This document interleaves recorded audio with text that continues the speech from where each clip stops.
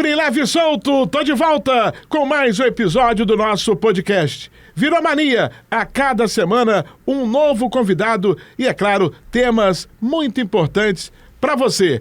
Nós estamos no Instagram, WM Livre Leve e Solto, no Twitter, W Livre Leve e Solto e no YouTube, @Livre Leve e Solto. Você curtindo, compartilhando, dando um like e indicando aí nossas entrevistas para toda a galera. E como está repercutindo ainda a entrevista que nós fizemos com Fábio Vostok, proprietário do Circo Vostok. Estamos ainda em clima de férias, eles têm uma turnê aqui no Rio de Janeiro até o mês de setembro e realmente, se você não acompanhou essa entrevista, pode ir no nosso canal no YouTube e no Instagram, alguns cortes do Fábio Vostok contando os bastidores do circo. Mas hoje eu vou falar de rádio, de televisão e de informação principalmente. O meu convidado é o jornalista Fábio Barreto, meu conhecido já há muitos e muitos anos. Tem ideia de quantos anos a gente se conhece, Fabinho? Há quantos anos, Wagner? Talvez uns 30? 30 anos. 30 anos, então, no mínimo, 30 anos. Se fizermos uma conta de chegada, já passamos dos 50? 33 anos. É muita coisa. Já passou de 50, anos. então? Já tô com 54 anos. Caramba, Fabinho, tá bonitão. Prazer te receber aqui no nosso podcast. Honra toda minha, Wagner Menezes, um ícone do rádio brasileiro. E esse Obrigado, cara querido. aqui, meus amigos, tem tudo a ver com informação. Quer ficar bem informado? Assista as matérias que o Fábio Barreto produz. Hoje ele está no SBT, desde já agradecendo também a liberação para a participação aqui do nosso Fábio Barreto, no nosso podcast, mas é um cara realmente brilhante na sua função de repórter, de apurador, de buscar a informação correta. E eu gosto muito de profissionais como você, tanto é que a gente já se conhece há muito tempo e já nos cruzamos por causa disso também, Exatamente, né, Wagner? Exatamente. Muitas histórias para contar, principalmente no rádio, né? O rádio que nos faz dar... promove muitas saudades, né? O rádio verdadeiro, o rádio onde nós não tínhamos tantas amarras, né? Tantas circunstâncias. O rádio que era um rádio completamente livre, né? Você tinha acesso à informação com mais facilidade, você tinha acesso a treino, você tinha acesso a vestiário, você tinha acesso... né, a campo de jogo, você tinha acesso aos jogadores, você tinha acesso, né, a criar e buscar uma informação diferente até do outro veículo, que talvez estivesse em busca de uma outra notícia, você tinha um outro caminho a fazer, né? Quantas e quantas vezes, né, nós fizemos coberturas do Vasco da Gama, eu me lembro de você já pela Rádio Tupi, eu ainda pela Rádio Tamoio, enfim, a gente fazendo cobertura do Vasco, e cada um tinha sua notícia, cada um tinha o seu jogador, cada um tinha o seu dia, cada um dava uma notícia diferente do outro, porque nós tínhamos a liberdade, né, de telefonar, de acessar, de ir até o supervisor, de bater um papo, de criar uma pauta diferente, né, de criar, né, linhas diferentes de cobertura, né, como era bom aquela época. Né? Mas infelizmente isso passou, é a realidade. Agora, daqui a pouco a gente volta a falar sobre o rádio, sobre o futebol, mas hoje você está muito ligado à polícia. Exatamente. A notícias violentas, a notícias que realmente são do nosso cotidiano, né? Não tem como fugir. E como é que é essa relação do repórter, né, hoje, fazendo a cobertura policial? Como é que é isso? Wagner, não é fácil, né? Eu costumo dizer o seguinte, a partir do momento que você se acostuma a fazer isso, a partir do momento que você começa a banalizar isso, está na hora de você sair. Né? Eu não posso me permitir em nenhum momento achar que isso é normal. Né? Eu confesso a você que todos os dias eu sempre lido com um sentimento diferente, com uma sensação diferente, porque é muito complicado você entender que pessoas boas, pessoas honestas, pessoas decentes, estavam apenas se deslocando da sua casa ou até o seu trabalho ou vice-versa, são vítimas dessa violência diária que acontece no Rio de Janeiro. Então eu costumo dizer que é uma situação muito difícil, porque se você acha que isso faz parte do nosso cotidiano, da nossa rotina, então é porque está na hora de você não fazer mais o que você faz. Né? A emoção realmente sempre me toma conta, é evidente que eu tenho que ser profissional, é evidente que você tem que narrar o fato, que você tem que descrever aquilo que está acontecendo, mas também é muito latente que você precisa sentir a notícia. Se você não sente a notícia, você até desrespeita um pouco o telespectador, porque aquilo que você está levando até a pessoa que está em casa tem um impacto emocional. Cada um vai reagir de uma forma muito diferente. E dentro desse conceito, né, você tem que fazer com que aquilo seja diferente. Ainda que seja um fato lastimavelmente igual a muitos outros, mas aquela notícia, ela tem um impacto diferente para cada um que recebe. Então a gente não pode banalizar, e muito me preocupa essa banalização da violência carioca do nosso cotidiano, muito me preocupa essa coisa de que, entre aspas, é algo comum, né? Eu acho que o grande trabalho hoje do jornalista policial é dizer para as pessoas todos os dias, que ainda que aconteça todos os dias, que aquilo não é normal. Aquilo é anormal e é anormal, Wagner. O que mais te chocou nesse período todo que você faz cobertura policial? Bom, o que me choca ainda é a forma cruel como a violência acontece. Eu acho que hoje nós chegamos a um ponto, Wagner, que se a pessoa rouba o seu celular, isso aqui é o menor dos problemas. Hoje em dia, nós chegamos a um nível tão feio, um nível tão baixo, que se um ladrão te rouba um celular, isso aqui é o menor dos problemas. A grande dificuldade hoje é você tentar escapar da violência, tentar escapar da agressão física, ou de um tiro, ou de uma humilhação, sabe? Então nós chegamos a esse nível. E o que mais realmente me choca... eu fiz vários casos, eu acompanhei, por exemplo, o caso da Flor de Lis, do início ao fim, da própria deputada federal. Nós fizemos uma investigação vasta durante um ano. Lá em São Paulo, eu acompanhei o caso da Mércia Nakajima, que foi uma menina, uma estudante que se relacionou com um policial militar, que, enfim, matou ela e depois jogou o corpo numa represa dentro do carro da própria vítima. Nós acompanhamos vários casos, o próprio caso da Marielle também foi chocante. Enfim, e nós temos outros casos que são nomes menores. A Patrícia Miero também é um caso, o corpo dessa menina até hoje não apareceu, isso é um absurdo, né? A sociedade sabe que ela foi morta, mas ninguém sabe até hoje de fato como isso aconteceu. Existem policiais que foram presos, mas aonde está o corpo de Patrícia Miero? Até hoje os pais choram copiosamente. O corpo, não tiveram o direito de enterrar a própria filha. Então são vários casos. Agora, o que mais me choca realmente ainda é a violência contra a criança e a violência contra a mulher. Violência contra a criança, então, é algo assim que eu confesso a você que eu não tenho nem estômago para poder fazer.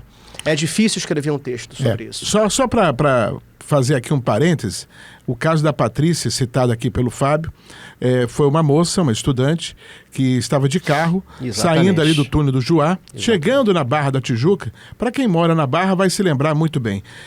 Existe ainda uma placa, sorria, você está na Barra. Exatamente. Quando você sai de São Conrado, passa pelo túnel, você chegando na Barra tem aquela placa já na descida. Ou você segue reto para Armando Lombardi, ou você entra à direita e vai para a Barrinha. E ali o carro dela parou, desapareceu e ninguém sabe dela na verdade, até hoje. O que aconteceu naquele dia, né? Ela estava num palio e os dois policiais militares que estariam ali na saída do Juá tinham uma informação de que havia 2 elementos dentro de um palio, né? Só que a Patrícia estava voltando de uma festa lá do Pão de Açúcar e ela estava voltando por ali, né? E os policiais, pelo menos a história, né? A versão que foi investigada ou as investigações mostram que quando o Palio saiu do túnel, não era o Palio, enfim, dos suspeitos. Os policiais atiraram. No que atiraram, perceberam que fizeram um grande erro, que cometeram um grande erro. E o corpo nunca mais apareceu. Essa história realmente é muito trágica, eu acompanhei isso também. O caso da irmã do Vitor Belfort. Sim, também? Até hoje também, eu já entrevistei a mãe do Vitor Belfort, até hoje também não se sabe o que aconteceu com a irmã do Vitor Belfort. Então, assim, são muitas histórias, Wagner. Nós temos, assim, o Rio de Janeiro tem, eu vou usar uma expressão muito feia, mas é uma expressão que talvez cause impacto e dê reação nas pessoas. O Rio de Janeiro empilha cadáveres. Nós estamos empilhando cadáveres há anos, sem nenhuma reação expressiva do Estado. O que a gente tem acompanhado nos últimos 50 anos são políticas de governo, mas nunca tivemos uma política de Estado, uma política que seja severa, que seja uma política continuista, uma política que esteja sendo herdada de governo para governo e que dê continuidade. Nós estamos basicamente há 50 anos, ou há mais, ou quase 60 anos, sempre em cima do mesmo problema. E nós não estamos avançando, por mais que todos os governos tenham feito, por mais que as UPPs tenham surgido e lastimavelmente fracassaram, mas a verdade é que nós não avançamos em nada. Nós continuamos com o mesmo sentimento, o sentimento de não voltar para as nossas casas.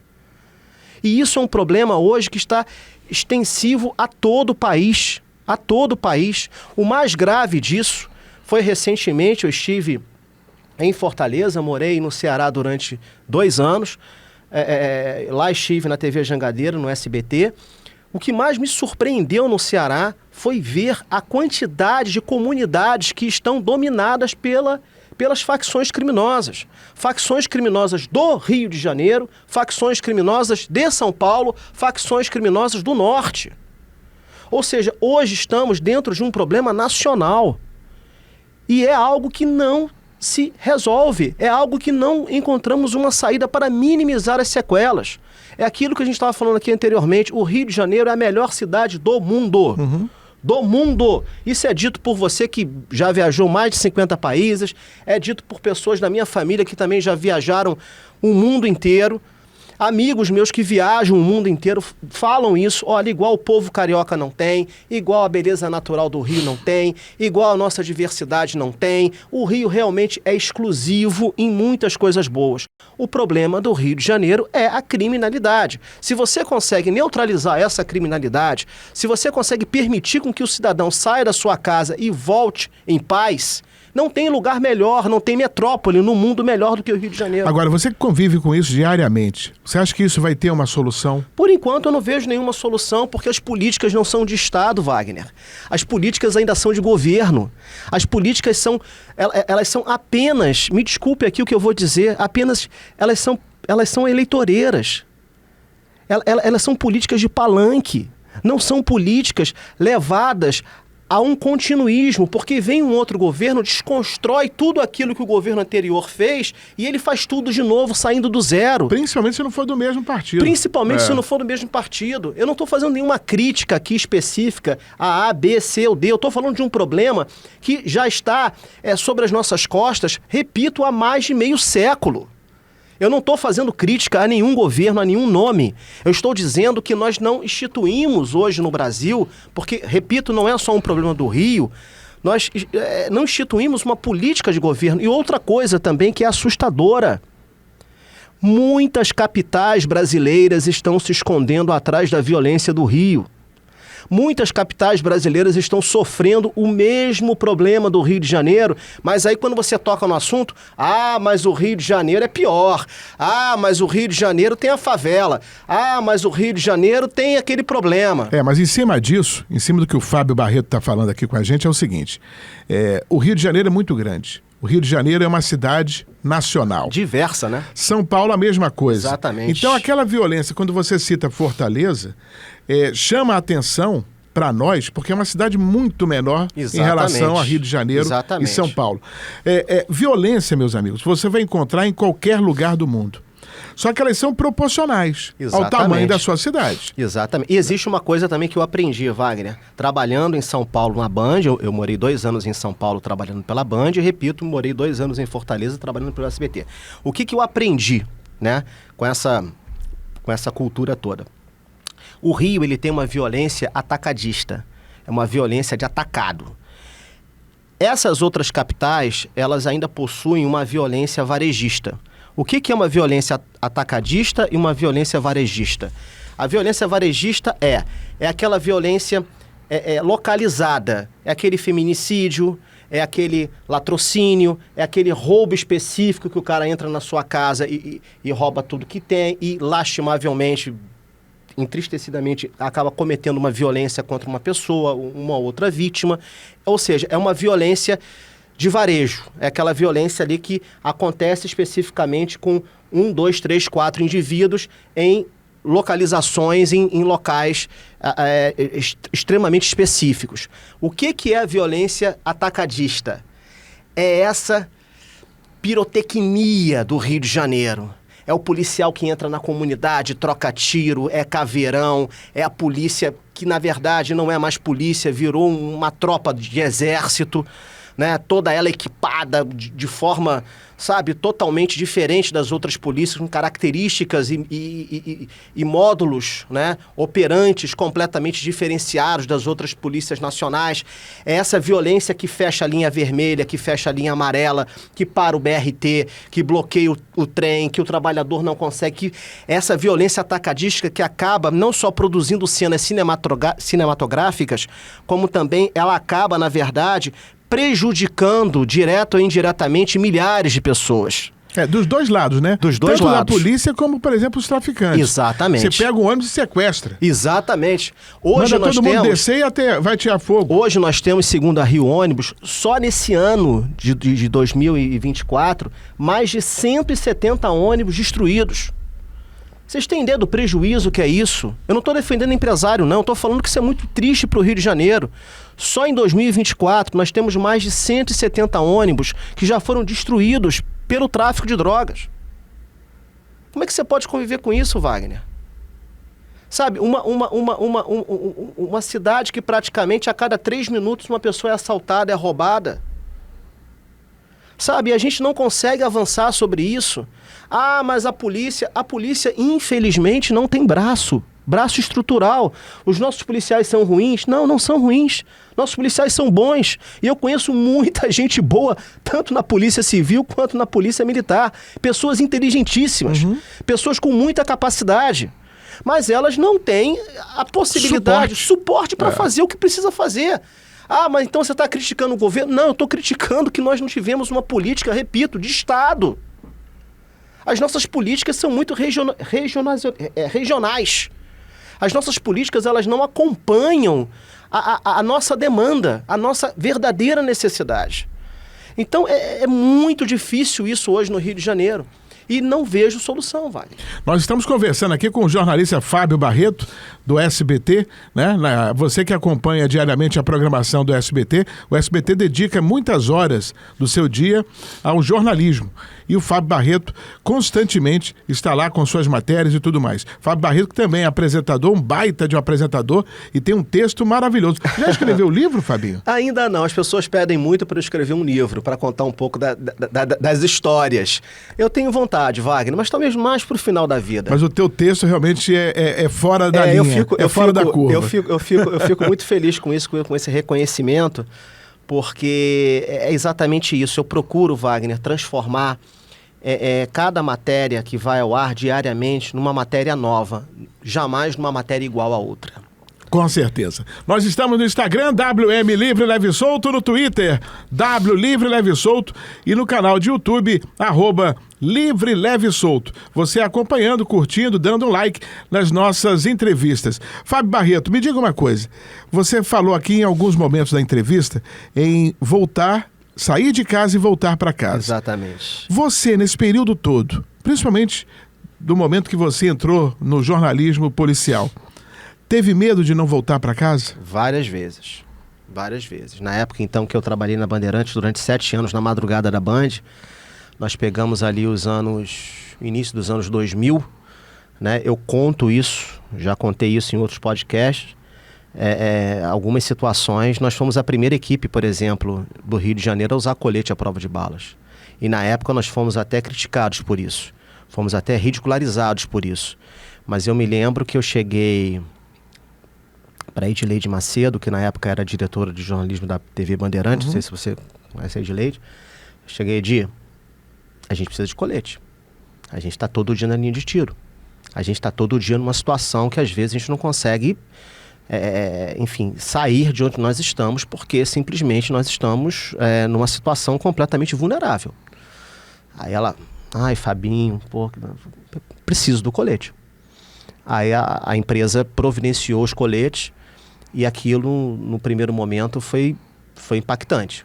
Você ver uma equipe de televisão no Rio de Janeiro vestida com coletes à prova de bala. E hoje isso é uma obrigatoriedade. Isso é exigido pelo jurídico de qualquer empresa de televisão. Qualquer equipe de jornal... Inclusive, eu vou até mais adiante.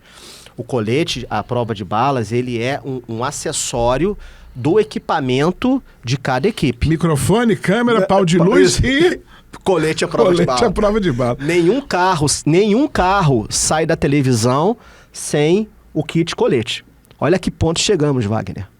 Você entende a gravidade disso? Lá fora também, em Fortaleza, você tinha também isso ou não? Tem, mas fica lá no almoxarifado. Se precisar, se a equipe for para uma área de risco, você usa. O problema é que aqui, você pode sair para fazer uma matéria cultural. Exatamente. E no meio do caminho... Exatamente, Wagner. É isso, né? Aí. Você sai para fazer, sei lá, a peça do Thiago Abravanel, como eu fui fazer outro dia. Vai ali, Fábio, ali na Cinelândia, fazer a peça do Thiago Abravanel. Bacana. No meio do caminho, meu amigo. Você tá entendendo? Você pode se deparar. Porque o Rio, ele produz pautas diariamente. O Rio é uma cidade incansável de produzir pautas. Tanto é que o Rio de Janeiro, se não for uma das únicas, é a única cidade do Brasil que você não precisa se preocupar em escrever pautas para as equipes, para os repórteres. Porque o Rio produz pauta diariamente. Sabe, pauta para o Rio de Janeiro, a redação cai. Porque a equipe amanhã vai... Não tem amanhã, você tem que... Muitas vezes você chega na redação no zero e daqui a pouco, em 3 minutos, você já tem uma pauta para fazer. O Rio é incansável em produzir pautas. Então, o colete hoje, infelizmente, ele é um acessório obrigatório das equipes. E por praticamente assim 3, 4 vezes eu passei por situações muito difíceis na época da Bandeirantes. Passei uma na Ilha, passei uma na Avenida Brasil, na Vila do João, passei outra ali na Itapiru, ali no Rio Comprido. Sim. Ali também passei uma situação bem complicada. Passei uma outra situação também no subúrbio. Enfim, Wagner, assim, por algumas vezes, enfim, quase fui atingido. Então, assim, tive uma ali na Vila dos Pinheiros também, ali no entroncamento da linha amarela, né? Com a linha vermelha. Com a linha vermelha ali também foi bastante complicado. Enfim, e outras situações das quais talvez eu tenha corrido o risco e não tenha nem percebido. Você está entendendo? Porque a verdade é essa. Porque quando você vai acompanhar uma operação policial, isso é uma coisa que eu aprendo e vejo quando você sobe a favela, quando você sobe a comunidade, você vê como o traficante ele tem do alto a visão de tudo que está acontecendo ali embaixo. É uma coisa inacreditável. Por exemplo, para quem não sabe, se você subir o Dona Marta, né, você vê Botafogo inteirinha. Uhum. E do alto do Dona Marta, o traficante ele tem um monitoramento de todas as pessoas que estão subindo a comunidade. Às vezes você acha que o cara não está te vendo, mas ele tá olhando você, né? Então, assim, muitas vezes também subir favela acompanhando equipes de polícia. Mas vocês seguem a orientação do comandante da operação? Sempre. Você segue a orientação. Se o comandante falar, ou o oficial responsável pela tropa fala, não dá, entendeu? Agora dá, pode vir, né? A gente sempre respeita as regras que são necessárias. Mas isso hoje também já diminuiu muito, entendeu, Wagner? A gente hoje já digamos assim, a gente já desacelerou muito, né? Porque hoje está muito mais perigoso do que antes. Eu diria uma coisa até para você que é inacreditável. Lá no início dos anos 2000, o criminoso ainda tinha respeito pela imprensa. O criminoso ainda tinha respeito por um carro de imprensa. Hoje não. Hoje em dia, um veículo de imprensa e um carro de polícia, para o traficante é a mesma coisa. Independentemente de por exemplo, você hoje está no SBT. Sim. Já foi da Bandeirantes. Tem algum critério dos marginais? Por exemplo, esse carro aqui é da Record, esse carro aqui é do SBT, esse carro aqui é da Globo, é da Bandeirantes. Esse aqui a gente não vai mexer, esse aqui a gente mexe. Porque com certeza deve ter. É uma boa pergunta, mas tem. A gente sabe Eles olham os carros. A gente sabe que, infelizmente, nós tivemos recentemente um carro da Record atacado lá foi em Santa Cruz, na Zona Oeste, se não estou enganado, uma repórter, enfim, até muito boa profissional, se envolveu numa situação dessa e o carro da Record foi atingido a tiros. Hoje, o que eu estou te dizendo é o seguinte, um carro de reportagem, um carro de polícia, para o traficante... É a mesma coisa. É a mesma coisa. Então, assim, e como nós temos hoje uma política muito polarizada, pode ser que um carro de imprensa de um veículo tenha mais peso do que o outro. Porque Você hoje tá em dia, entendendo? o SBT e a Record, principalmente as São, duas, exatamente. dão um espaço maior para matérias policiais. Elas né? são concorrentes. Elas são concorrentes. E é muito interessante, porque como os programas são muito iguais, assim, e praticamente no mesmo horário, né? É muito comum, né, as pessoas na rua, ô Fabinho, eu te vi na Record. Eu falo, não, você me viu no SBT, é que você achava que estava vendo a Record, mas estava vendo no SBT. Enfim, porque eu trabalhei na Record também em 2004. Sim. Então as pessoas, na Band, na Record, no SBT, enfim, trabalhei também na Rede TV, mas a Rede TV não tem uma carga policial como tem essas outras 3 emissoras. Mas é muito interessante, porque, e por outro lado, é muito difícil também, Wagner, porque hoje nós estamos muito vulneráveis em qualquer situação, seja ela qual for. Isso me entristece muito. O jornalista era muito mais respeitado do que é hoje. Hoje não somos mais tão respeitados assim. Hoje nós somos tratados como X9, como se diz na linguagem da comunidade. Hoje o jornalista é um X9. É difícil você encontrar alguém hoje que respeite a imprensa como respeitava anteriormente. A imprensa, inclusive, quando ela entrava numa comunidade no passado, ela é vista como uma possibilidade de solução. Socorro, né? Exatamente. É um socorro. E, quando a imprensa chegava, graças a Deus, chegou a Record, chegou o SBT, chegou a Globo, chegou a Rede TV, porque nós éramos vistos assim, agora vai resolver, agora vai, né? E no entanto, na verdade, hoje já não é mais assim. E uma outra coisa também que eu percebi na época das UPPs, quantas e quantas pessoas vinham até nós para agradecer por aquele momento. Porque as UPPs, na verdade, elas simbolizaram um projeto que mais se aproximou daquilo que daria certo. E eu concordo plenamente, porque eu estive na Colômbia antes da implementação das UPPs aqui no Brasil, e eu acompanhei todo o modelo colombiano, né, que foi basicamente a cópia, que foi o suporte daquilo que foi adotado aqui no Rio de Janeiro. Mas, por exemplo, eu fui a Medellín, no auge de Medellín. Medellín Eu fui no auge, né, que foi aquele jogo Vasco e Nacional de Medellín. Meu Deus do céu, Wagner. Ali o Pablo Escobar mandava soltar e prender, meu amigo. O que acontecia na cidade, para nós, estamos falando aí de 34 anos atrás, era surreal. É verdade. Era surreal. Né? E a gente está vendo que 34 anos depois, o que a gente vê no Rio de Janeiro está se assemelhando. Concordo plenamente. As pessoas não estão levando isso. Não é igual, mas está se aproximando sem nenhum sensacionalismo. Sem nenhum Isso que o Wagner falou é muito verdade. Nós estamos se assemelhando. É lógico que nós não temos uma figura específica. Uma liderança. Uma liderança. Hoje nós temos o Álvaro Malaquias, que é o peixão lá da Cidade Alta, ali daquele complexo de Israel, que é um cara que está chamando a atenção, porque ele tem uma, digamos assim, uma linha diferente, ele é pastor evangélico, então ele tem, digamos assim, uma operação criminosa, né, um pouco diferente. Então ele chama a atenção por isso, você está entendendo? Mas nós não temos no Rio uma figura como havia na Colômbia chamada Pablo Escobar, né? Mas nós temos as milícias. Então as milícias hoje, elas são tão quanto ou mais perigosas do que aqueles grupos narcotraficantes que tomaram conta da Colômbia nos anos 80, 90. Né? Então, assim, quando eu estive em Medellín e estive em Bogotá também, já acompanhando aquele processo de reestruturação, as pessoas lá me diziam que os sequestros eram muito comuns, né? Ou seja, você jornalista, Wagner, o Wagner tá com podcast, o Wagner tá na Rádio Tupi, esse cara deve ganhar bem. Era assim, eu vou sequestrar o Wagner. E não, o Fábio tá no SBT, o Barreto tá ali. Não, eu vou sequestrar o Fábio Barreto. Era assim. Eram sequestros e sequestros diários, né, para retroalimentar o mercado de drogas, né, e para, evidentemente, cobrir alguns prejuízos que as quadrilhas tinham naquele momento. E para forçar também mudanças políticas. Os sequestros também eram usados como ferramentas de de pressão política. Barganha política, né?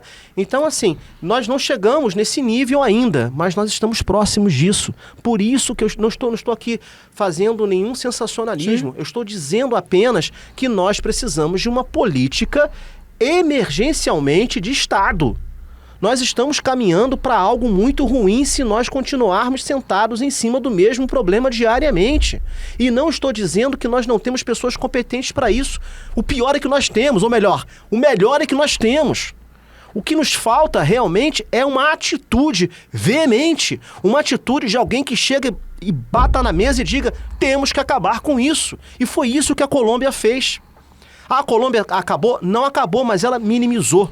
Mas aí teve uma interferência também do governo norte-americano. Sim. Não foi a Colômbia que resolveu. Sim, tivemos uma imposição também externa dentro da Colômbia, isso. Wagner. Muito bem colocado, muito bem lembrado. Entretanto, se nós continuarmos assim, sim. O que pode nos acontecer? Olha aqui, eu tô com o Fábio Barreto, o clima tá pesado aqui, mas vamos rir um pouco, né? Vamos falar de coisa boa, porque não é tudo escuro. Tem um arco-íris. Não é tudo preto. Tem um arco-íris aí em algum lugar. Alex, onde é que tem arco-íris aí, Alex? Tá difícil, né? Rapaz, Rio de Janeiro tá assim. Um dia faz sol, um dia chove, um dia faz frio, outro dia tá calor, tá complicado. Tá de volta, né, João? Ficou uma semana sem trabalhar, sumiu. Matheus tá aí, galera toda, Leandro, toda a nossa equipe aqui com o nosso podcast. Você começou o papo falando de futebol, da nossa amizade e tudo mais. Linda, por sinal. Você é sobrinho do Jaime Barreto. Jaime Barreto, lá em Manaus. Em Manaus. Né? Tá lá até hoje, graças a Deus. Firme e forte. Tá com quantos anos, Jaime Barreto? E já tá com 82 anos. Não tá mais no rádio ou tá ainda? Ele tá no rádio, ele faz um programa, ele agora virou comentarista, né, vai? Até pela idade, né? Ele tá lá no rádio, tá na difusora ainda. Ainda? Tá aí na Rádio Difusora. O Zezinho tá lá, o nosso tá lá, o Valdir Correia tá lá. Valdir Correia. Volta e meia eu falo com o Valdir Correia. Volta e meia. Tá arrebentando nas manhãs lá na Difusora de Manaus. E aí você, por causa dele, é claro que você já tinha entrado na faculdade. É verdade. Né, de jornalismo. Mas aí entrou pro rádio de uma forma ocasional, né? Ninguém esperava. Ninguém esperava. Eu, na verdade, Wagner, quando eu comecei a entender o rádio e comecei a me entender, né? Porque antes disso eu tinha sido... tinha vários ofícios, né? Eu fui office boy, eu trabalhei com metalurgia, eu trabalhei na Japan Airlines, eu trabalhei com corretagem de imóveis, eu fiz muitas coisas antes de ir para o rádio, né? Mas, na verdade, o meu sonho na época era trabalhar em rádio FM, trabalhar com música, trabalhar com cultura musical, enfim, eu queria trabalhar em FM. E eu me lembro perfeitamente que o meu tio, foi inclusive a primeira vez que eu o vi, ao lado do nosso médico, nosso... Clóvis Munhoz? Não? No Clóvis Munhoz, não. Você estava na Rádio Nacional na época. Qual médico?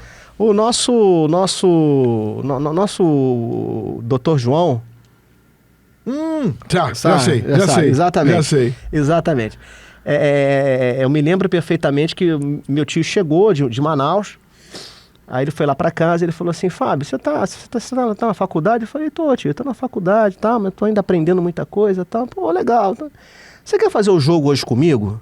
Eu falei: tio, como assim? Não, porque eu tô sem comentarista, eu vim sozinho, porque eu vou ficar narrando aqui. Naquela época não existia o famoso off-tube, como tem hoje. Naquela época as equipes tinham que viajar, né? Fazer jogo era estar no local das partidas, né?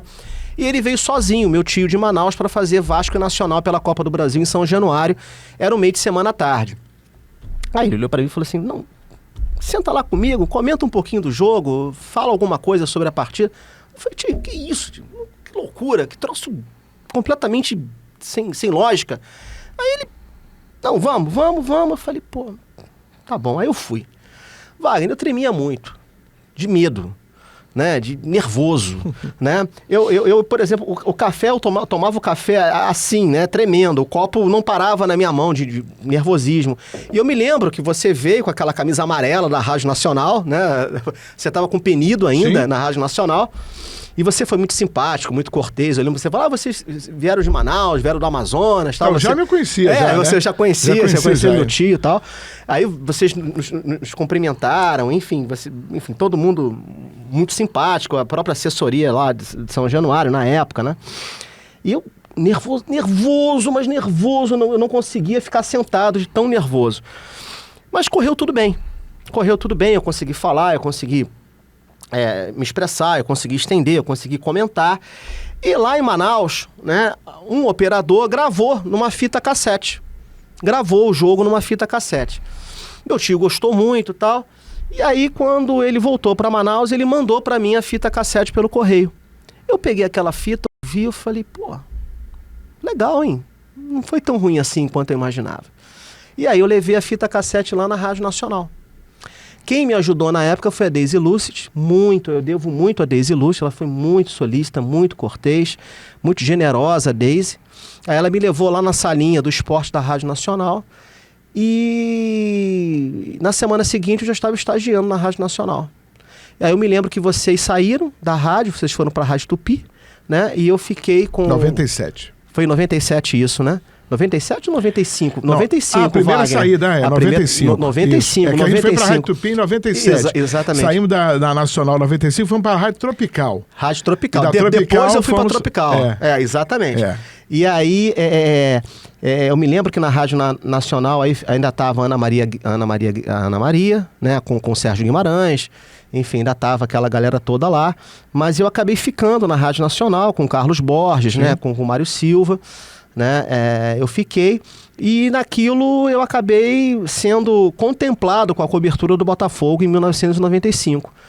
E comecei a acompanhar o Botafogo, né, eu ganhei essa responsabilidade.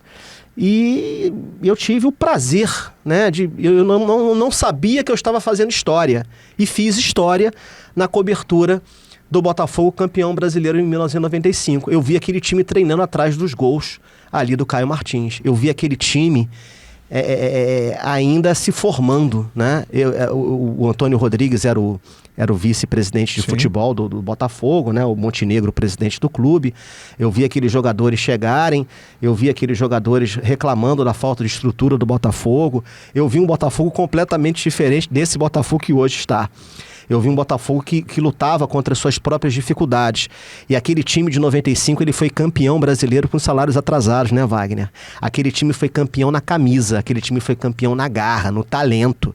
Aquele time era um time que tinha muitas divisões. Você sabe disso. Sim. Tinha muitas divisões. E nem por isso deixou de doar aquilo que precisou entregar em campo. Aquele time foi fabuloso. Aquele time de 95, ele tinha uma garra insuperável. Né? E eu fiquei muito amigo daqueles jogadores, né? Até hoje eu tenho muita afetividade pelo Donizete, pelo Gotardo, pelo Wagner, né? Pelo próprio André Silva, querido amigo, lateral esquerdo do Botafogo, né?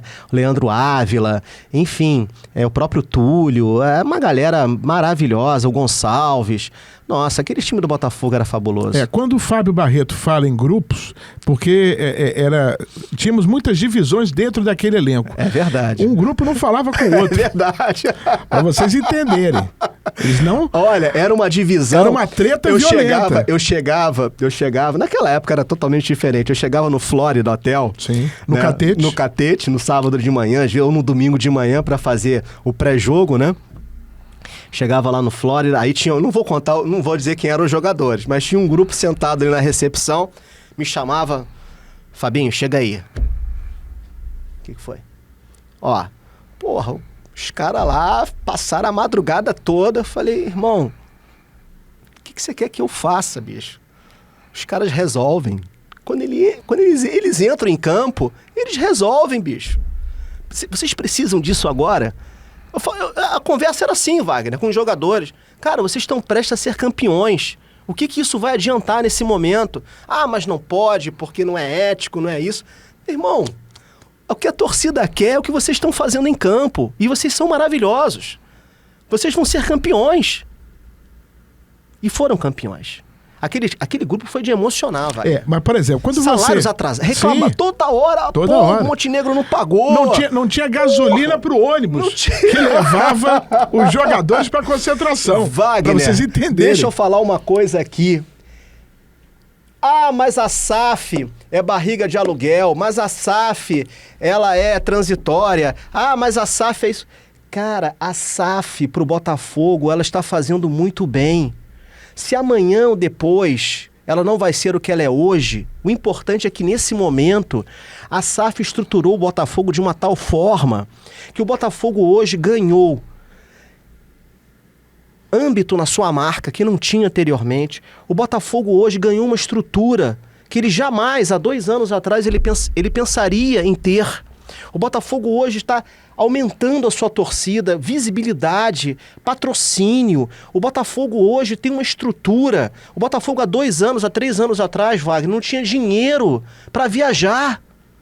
O Botafogo discutia jogadores da 3ª, da 2ª prateleira do futebol brasileiro. O Botafogo estava negociando jogador de 2ª divisão para reforçar elenco. Eu entendo que a gente precisa de um fair play. Eu entendo. Essa discussão pode avançar. Mas a SAF do Botafogo, essa fez bem ao clube. E está fazendo bem a marca Botafogo. É porque o que acontece? As pessoas querem o resultado para ontem, né? Exatamente, exatamente. Então deixa eu fazer um comparativo. Com o momento que o Botafogo está vivendo aqui, brigando pelo título, com esse Botafogo campeão de 95. Em 95... Você como setorista do Botafogo, eu tenho a minha visão que eu também acompanhava e tudo mais, né? Você foi setorista do Vasco brilhantemente durante... Aliás, você foi o primeiro jornalista, Justiça Wagner Menezes, a dar a chegada do Romário no Vasco. Mas aí no dia que eu fui entrevistado no podcast, eu digo como é que eu soube disso. Aqui, o que acontece? Em 95, você como jornalista, acreditava que aquele time ia ser campeão? No início, não. Nem os próprios jogadores acreditavam. Por quê? Porque o time não tinha estrutura nenhuma, Wagner. E agora, 2024? Esse ano eu acredito.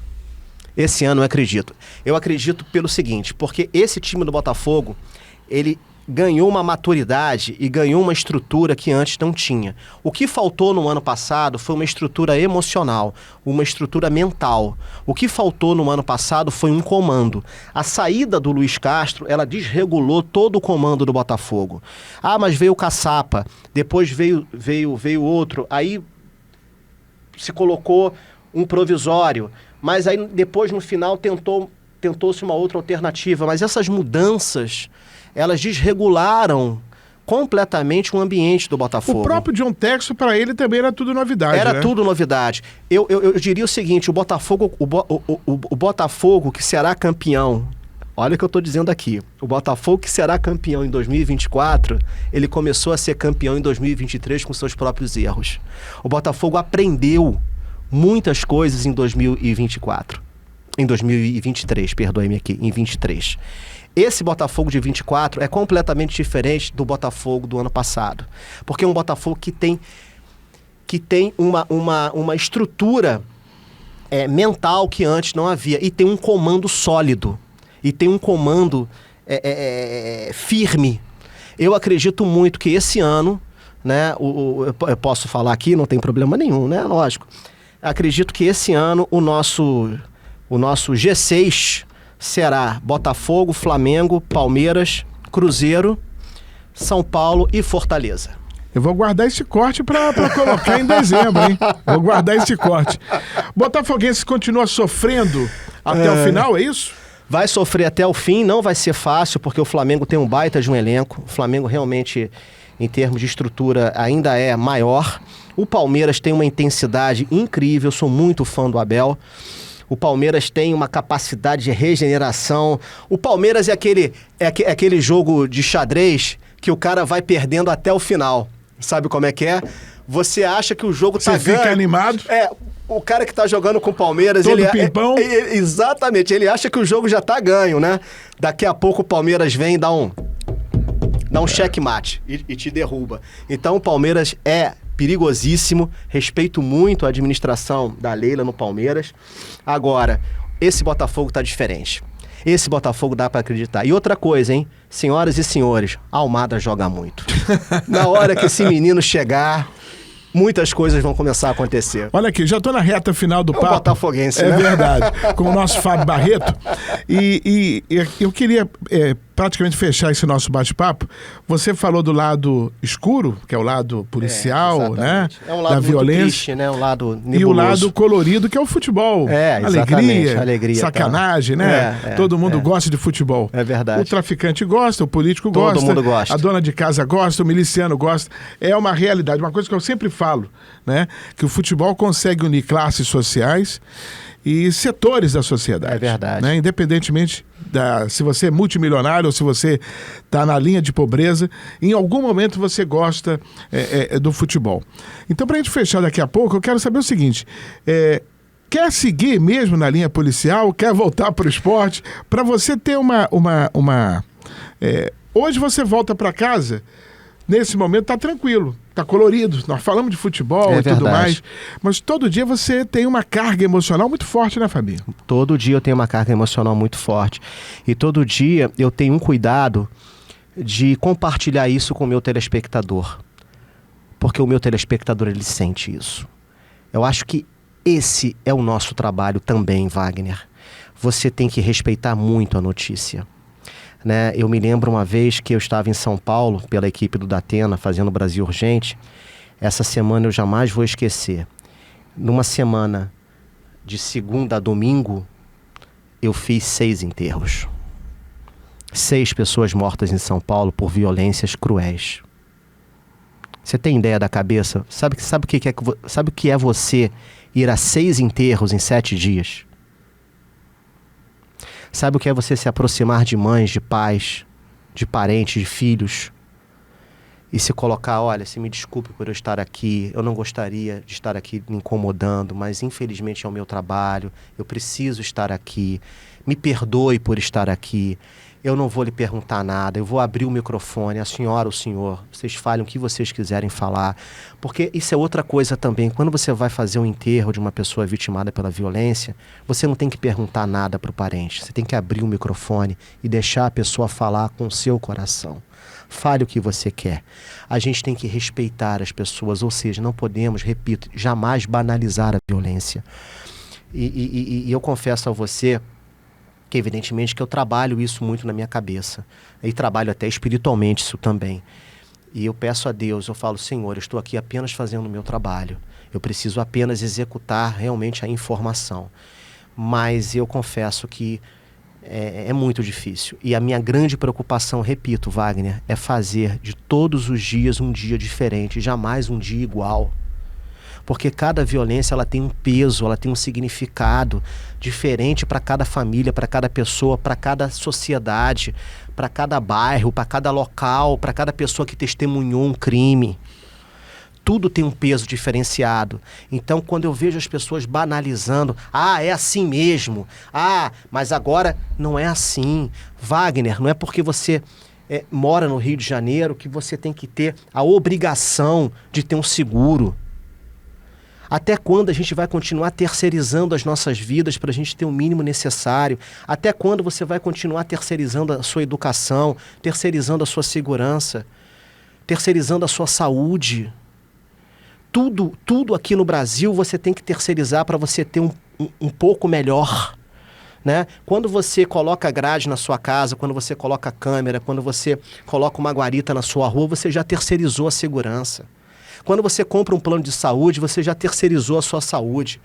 Quando você dá uma escola particular para os seus filhos, como eu dei durante anos, graças a Deus os 2 hoje estão na faculdade pública, você já terceirizou a sua educação. Então nós temos que tirar essas ideias primitivas de que é assim mesmo. Não é assim mesmo, Wagner. Nós temos direitos que não são nos dados. Mas no papel existe. Claro, o SUS no papel é maravilhoso. Né? A nossa Constituição é linda, é maravilhosa, mas a prática, né? O respeito ao próximo, o respeito ao idoso, o respeito à criança, o respeito ao cidadão, né? O respeito às nossas profissões. Nós perdemos o respeito, Wagner. Estamos hoje vivendo uma sociedade onde o errado é o certo e o certo é antiquado quando não é errado. Nós precisamos restabelecer essa ordem. Precisamos voltar a colocar as coisas nos seus devidos lugares, a viver com uma saúde mental plena. Não podemos mais sair de casa. Eu saio para trabalhar sempre com essa angústia. Sabe? Não, mas eu tenho que ir de carro, ou não, eu tenho que pegar um táxi ali, porque aquele local é isso, aquilo outro. Isso é uma loucura, cara, o que a gente vive. Nós temos que pensar nisso. Não podemos nos acostumar a isso. E a sociedade se acostumou a viver marginalizada pelo perigo, a viver refém do perigo, Wagner. Como é que eu não posso me dar o direito de sair de casa às 11 horas da noite para fazer um lanche na esquina? Eu não vou porque é perigoso. Isso é um absurdo, Wagner. Mas você está falando 11 da noite, às vezes é 5 da tarde. 5 horas da tarde. Você está entendendo? Né? As pessoas hoje estão andando pelas calçadas e são abordadas por motociclistas armados. E eu vou te Não dar estou um detalhe, generalizando, viu? Eu vou te dar um detalhe que um dos bairros mais violentos do Rio de Janeiro é a Barra da Tijuca. Infelizmente. Para você ver. Não, é verdade. Né? Para você ver. Nós temos assim hoje, eu diria para você, Wagner, que hoje nós temos uma cidade inteira tomada. Outro dia, recentemente, eu fui fazer uma reportagem ali na Jerônimo Monteiro, esquina com Ataúfo de Paiva, no Leblon, a 1 quarteirão da praia do Leblon, a 1 quilômetro e pouquinho da Lagoa Rodrigues de Freitas, o metro quadrado mais caro do mundo. O Leblon tem é o metro quadrado mais caro do Brasil e um dos metros quadrados mais caros. O Leblon, as pessoas sendo assaltadas com arma na cara, Wagner. No Leblon. Mas Leblon... Não. O cara que mora em Vigário Geral, ele tem o mesmo direito a mesma coisa. Do Leblon. O cara que mora em Costa Barros, ele tem o mesmo direito do cara que mora em Ipanema. Ninguém tem que ser assaltado em nenhum lugar do Rio de Janeiro. Todos têm que agir com segurança. Mas o que eu estou te dizendo é que as últimas, digamos assim, entre aspas, fronteiras, porque é um local mais policiado... Mas... estão sendo derrubados. Já foi derrubado há muito tempo. Fábio Barreto foi o meu convidado hoje no podcast. Só? Acabou? Aqui é rapidinho. Mas assim, rápido, rapaz. Aqui é diferente. Aqui é diferente. Gostou do papo, Fabinho? Eu adorei. Eu quero saber se você gostou. Eu amei. Agora, olha aqui para a câmera 3 e mande um recado desse sentimento que você tem e transborda nas suas matérias. Quando eu falo que você tem um texto primoroso, porque muita gente não sabe que o texto do repórter da TV é muito importante. Alguns textos, e aí a gente não vai citar quais repórteres, são feitos por outras pessoas, né? Isso acontece. Mas aí é uma outra história. Só que o texto desse rapaz aí é fora da curva. Ele sabe tocar com o seu texto e passar a informação da forma que tem que ser feita. Obrigado, independentemente Wagner. da matéria. Prêmio. Da matéria que seja. É um prêmio. Né? Seja de esportes, seja cultural, como você entrevistou o Tiago Abravanel, ou seja do dia a dia, que é policial. Queria que você mandasse esse recado final. Fazer sempre tudo que você quer fazer na sua vida com amor. Coloque o amor acima de tudo. Quando você ama a sua profissão, quando você ama e respeita as pessoas ao seu redor, quando você ama a sua família, quando você entende aquilo que você é, tudo acontece para trás. Coloque sempre em cima dos seus objetivos o amor. Nunca deixe de amar e respeitar, acima de tudo, o que está ao seu redor. Quando você consegue compreender a sua necessidade como ser humano, quando você consegue entender que você não vive sem o próximo, quando você consegue entender que você é apenas uma parte desse processo e que você não é, que você apenas está, você começa a construir um legado que vai viver para sempre. Não é ser piegas, apenas faça tudo com amor, coloque o amor acima de tudo. Em primeiro lugar. Fabinho.